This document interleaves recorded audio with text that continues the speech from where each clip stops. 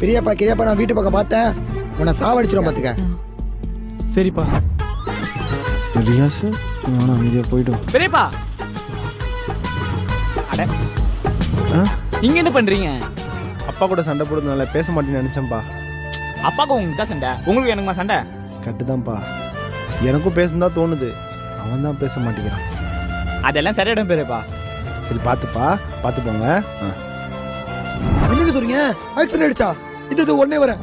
இதோ ஒன்னே வரேன். ஏய் உனக்கு ஆக்சிடென்ட் சொன்னாங்களே, நல்லா இருக்கியா? உனக்கு உடம்பு சரியில்லைன்னு சொல்லிட்டு ஃபோன் வந்துச்சு.